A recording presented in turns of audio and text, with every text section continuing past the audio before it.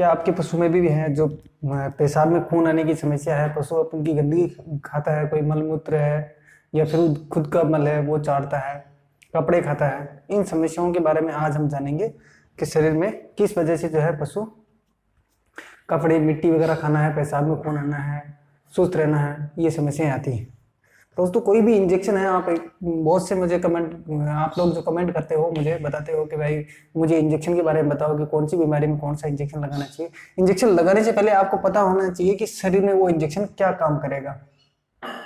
जब तक आप उसका जो काम है वो आप नहीं समझोगे, किस वजह से क्यों लगाना चाहिए वो नहीं समझोगे, तब तक आपका इंजेक्शन लगाना गौण है। तो आज हम जानेंगे शरीर में फास्फोरस फास्फोरस की हमारे शरीर में क्या महत्व है, इसके लक्षण क्या होते हैं कमी के, अधिक होने पे क्या हानि होती है, कम होने पे क्या हानि होती है पशु में, और किस प्रकार की बीमारियां इसकी वजह से। फास्फोरस जो होता है वो हमारे पशुओं के शरीर में फास्फोरस जो कैल्शियम के बाद में प्रचुर मात्रा में पाए जाने वाला एक खनिज है। 85% जो होता है ये दांतों में और हड्डियों में पाया जाता है। इसका मतलब है कि दांतों और हड्डियों को मजबूत बनाने में इसका बहुत बढ़िया रोल है। कैल्शियम के बाद में सबसे प्रचुर मात्रा में पाए जाने वाला, पशुओं के शरीर में सबसे प्रचुर मात्रा में पाए जाने वाला ये फास्फोरस जो है, फास्फोरस शरीर में बहुत सारे जो काम होते हैं वो फास्फोरस से ही उन्हीं से होता है। अब कमी के कारण क्या हो जाते हैं शरीर में, फास्फोरस की कमी क्यों हो जाती है शरीर में, किसी भी चीज की कोई कमी होती है तो उसका सबसे बड़ा कारण होता है संतुलित आहार। असंतुलित आहार मतलब जैसे कि मान लीजिए आप पशु को वर्ष भर हरा चारा नहीं खिला पा रहे हैं, सूखा चारा दे रहे हैं, सूखे चारे की भी जो है क्वालिटी बढ़िया नहीं है, दाना जो है आप संतुलित नहीं बना पा रहे हैं, या फिर दाने में मिनरल मिक्सचर वगैरह आप नहीं दे रहे हैं, और आपका जो पशु है अधिक दूध दे रहा है। अधिक दूध देने वाले पशु में मैंने बताया आपको पिछले वीडियो में भी कि अधिक दूध देने वाले पशु में अधिक समस्याएं आती है थोड़ी, अगर आप सही से मेंटेन नहीं करोगे तो। वर्ष भर हरा चारा नहीं होने की वजह से और लगातार पशु को सूखा चारा देने की वजह से भी जो है शरीर में फास्फोरस की कमी हो जाती है। एक होता है कि जब जिस जगह आप हर बार एक ही जगह, मतलब कोई खेत होता है परमानेंट, वहीं पे आप हरा चारा बोते हो तो उसकी वजह से भी जो है उस जमीन की जो है उर्वरक क्षमता है वो भी कम हो जाती है। उसमें भी फास्फोरस की कमी की वजह से भी है, जो आप हरा चारा खिलाते हो फिर भी फास्फोरस की कमी हो जाती है पशु में, तो उसकी वजह से भी जो है मिट्टी की वजह से भी जो है शरीर में, पशुओं के शरीर में फास्फोरस की कमी हो जाती है।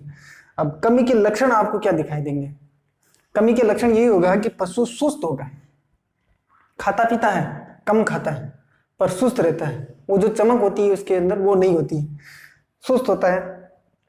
पशु मिट्टी खाने लग जाता है, या फिर कहीं कपड़े हैं या फिर खुद का मल और मूत्र है वो चाटने लग जाता है। और अब ये मल और मूत्र चाटने की जो साइंटिफिक भाषा होती है इसको कहते हैं हम पाइका। वेटरनरी की जो एक लैंग्वेज में है इसको पाइका कहते हैं। पाइका यानी कि मिट्टी वगैरह है, धूल चाटना है, मिट्टी खाना है, गोबर खाना है, मल मूत्र पेशाब चाटता है। और एक होता है एनोरेक्सिया होता है जिसमें पशु को जो है भूख कम लगती है। और ये होता है कि फास्फोरस की कम कमी की वजह से। उसके भी दो तरह की कमियां होती हैं, एक तो अधिक कमी जिसमें होती है वो होती है तीव्र, और एक होती जीर्ण। जो जीर्ण अवस्था होती है उसमें पशु धीरे धीरे कम खाता है और कभी कभी उसको कब्ज वगैरह भी रहती है। पिछले पैरों से जो है पशु खड़ा नहीं हो पाता है। कभी कभी आपने देखा होगा कि मिल्क फीवर हो जाता है। मिल्क फीवर में आप कैल्शियम और मैग्नीशियम जो आती है इंजेक्शन, वो चढ़ाने के बाद में भी जो है मैग्नीशियम कैल्शियम जो है वो चढ़ने के बाद में पशु खड़ा नहीं हो पाता और बैठा रहता है, और खड़े होने की कोशिश करता है। आगे वाले पैरों से है जो खड़े होने की कोशिश करता है पर पिछले वाले पैरों से खड़ा नहीं हो पाता। उसकी ये फास्फोरस भी की कमी की वजह से भी हो सकता है। पेशाब में खून आना। अब पेशाब में खून आने की दो बहुत सारे होते हैं, मतलब अलग अलग बीमारी में पेशाब में अलग अलग तरीके से, मतलब खून का एक ही होता है पर उसमें एक कारण है फास्फोरस, जिसे हम जो पेशाब में खून आना, जो अगर फास्फोरस की कमी की वजह से जो पेशाब में खून आता है उसको कहते हैं पीपीएच होता है पोस्ट पार्चुरेशन हीमोग्लोबिनूरिया। मतलब ब्याने से पहले जो पेशाब आता है, ब्याने के, ये समस्या कब आती है पशु में, ये समस्या आती है 1 महीने, या तो ब्याने के 1 महीने पहले, जैसे 1 महीने पहले ब्याने वाला है जानवर, महीने भर का है उसमें पीरियड, तो वो उस टाइम पे, या फिर ब्याने के बाद में 1 महीने, उसमें ज्यादा समस्या होती है फॉस्फोरस। और ये समस्या जो होती है भैंसों में ज्यादा होती है गाय की अपेक्षा। अब ये हो गया भाई, आपको ये लक्षण हो गए, आपको पता चल गया कि भाई मेरे जो पेशाब, गाय के जो पेशाब में खून है, पशु के जो पेशाब में खून है, तो किस वजह से है। अब इसका जो आप अनुपूरक दे सकते हो, मतलब आप इसकी कमी को जो है किस प्रकार से पूरा कर सकते हो, वो है संतुलित आहार देके। आहार में जो है वर्ष भर चारे में जो है वर्ष भर हरा चारा देकर आप फास्फोरस की कमी को पूरा कर सकते हो। अब ये तो हो गया, ये तो पशुपालक है जो घर पे कर सकता है।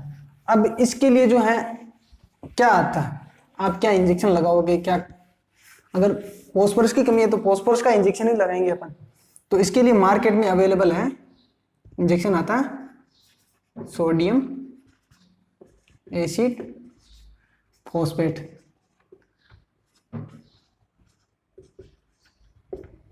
सोडियम एसिड फॉस्फेट इंजेक्शन आता है। अब सोडियम एसिड फॉस्फेट B2 साइनोकोबालामाइन के नाम में भी आता है, नाम से भी आता है।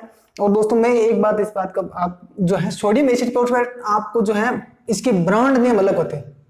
ब्रांड नेम जो होता है वो मार्केट में किसी भी नाम से मिल सकता है। जैसे नमक होता है, नमक बहुत से नामों से मिलता है आपको बाजार में। नमक अंकुर के नाम से भी मिलता है, टाटा के नाम से मिलता है, निरमा के नाम से भी मिलता है, तो बहुत से नामों से आपको नमक मिल जाएगा। पर उसके अंदर है क्या है, नमक। अब नाम अलग, भले ही टाटा का नमक है, निरमा का नमक। उसी प्रकार से होता है सोडियम एसिड फॉस्फेट इंजेक्शन। अब ये मार्केट में आपको सैकड़ों नामों से मिल जाएगा। कितने नाम है इसके मार्केट में, सब कंपनी अपना अपना नाम अपने अपने नाम से बेचती है। सोडियम एसिड फॉस्फेट, अगर आपका पशु जो है मिट्टी खाता है, पशु कमजोर है, सुस्त है, तो इसका मतलब उसके शरीर के अंदर फास्फोरस की कमी है। और फास्फोरस की कमी किससे पूर्ति होगी, आपको सोडियम इंजेक्शन, जो सोडियम एसिड फॉस्फेट इंजेक्शन आता है उसे लगवा के। अब इसका बफर फास्फोरस भी आता है, और इसका इसी का पाउडर भी आता है, पाउडर फॉर्म में भी ये आता है, ये भी सोडियम एसिड फॉस्फेट के नाम से आता है, सोडियम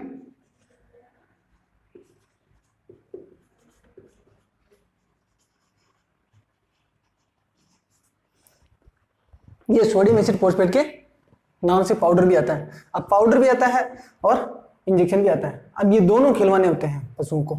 ये होता है, इसकी जो डोज होती है वो 50 ग्राम, 20 से 50 ग्राम तक बड़े पशु में बीडी, 20 से 50 ग्राम तक बीडी। और ये होती है, इसकी जो वाइल पैकिंग होती है 30 ml की पैकिंग। अब ये होता है कि ये अलग अलग पैकिंग में आता है मार्केट में, ज्यादातर 30 ml में होता है। तो अगर मान लो बड़ा पशु है 400 से 500 kg तक का, तो उसमें इसको लगाना होता है कम से कम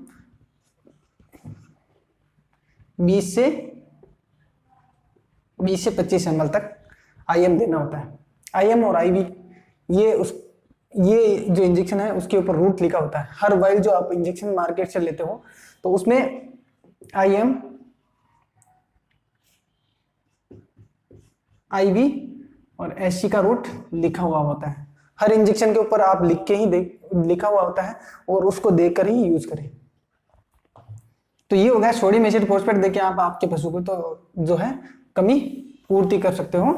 ये पर जो है आपको प्रॉपर पता होना चाहिए कि ये फॉस्फोरस डिफिशियंसी की वजह से ही ये समस्या आ रही है। अब एक होता है कि भाई पेशाब में खून आना, मैंने बताया पेशाब में खून आना। अब पेशाब में खून एक प्रोटोजोल डिजीज होती है बहुत सारी, जिसकी वजह से भी पेशाब में खून आते हैं। उनमें आप इनमें कैसे पहचान करोगे कि भाई फास्फोरस की कमी की वजह से मेरे इसमें जो है वो पेशाब में खून आ रहा है। इसका एक साधारण सिंपल तरीका होता है कि पशु ब्याने के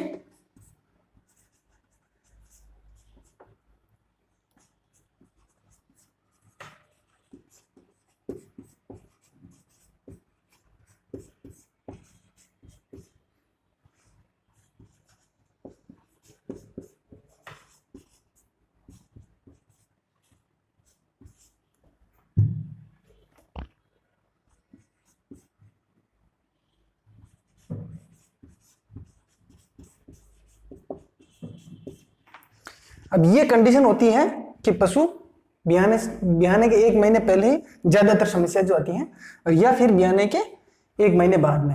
अब इस टाइम पे क्या होता है कि पशु जो है अपने जो आहार जो है वो बराबर नहीं ले पाता है, उसके पेट में जो है एक बच्चा होता है, तो उसकी वजह से जो है उसका रोमन जो होता है वो सिकुड़ जाता है। उस टाइम पे करना क्या होता है कि पशुओं को जो है अच्छी खुराक देनी चाहिए हमें, संतुलित आहार और बांटा वगैरह, बढ़िया क्वालिटी का बांटा वगैरह आपको घर पे बनाते हैं तो बढ़िया क्वालिटी का बना के, और साथ में मिनरल मिक्सचर देनी चाहिए उस टाइम पे।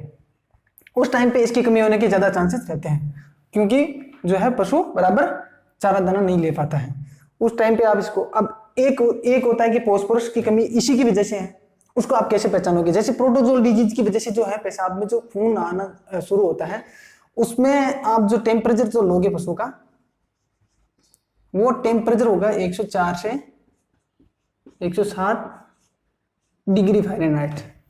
अगर मान लो प्रोटोजोअल डिजीज की वजह से पेशाब में, आप जब आप देखोगे कोई गाय वगैरह देखते हैं कि पेशाब में खून आ रहा है, तो पेशाब में जो खून आ रहा है वो किस वजह से आ रहा है?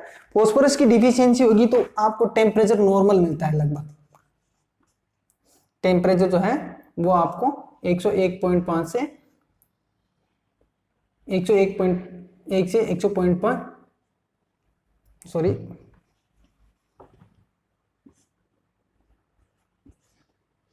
102 के पास में आपको टेम्परेचर मिलेगा, यानी कि नॉर्मल टेम्परेचर है। फिर भी पशु के जो है पेशाब में खून आता है, इसका मतलब आप समझ जाइए कि इसको फास्फोरस की डिफिशियंसी है, उसकी वजह से जो है इसके पेशाब में खून आ रहा है। और एक होता है प्रोटोजोल, मैंने बता दिया कि भाई प्रोटोजोल डिजीज में जो होता है टेम्परेचर ज्यादा होता है, तब आपको समझ जाना चाहिए कि इसमें प्रोटोजोल इन्फेक्शन हो गया है। प्रोटोजोल में जो है अलग प्रकार की औषधियां हैं, अगर आप जो हमें कमेंट करके बताओगे तो मैं प्रोटोजोल डिजीज के ऊपर भी एक वीडियो बना दूंगा। तो ये होता है फास्फोरस की कमी के लक्षण क्या क्या होते हैं, आप किस प्रकार से हैं जो फास्फोरस की कमी को दूर कर सकते हो, और किस प्रकार से आप इंजेक्शन लगा सकते हो। और इसकी जो है IM और IV और सबकट जो होता है, रूट होता है, शायद सबकट नहीं हो सकता है, हो भी सकता है, कंपनी अलग अलग जो है, अलग अलग कंपनी अलग अलग रूट देती है।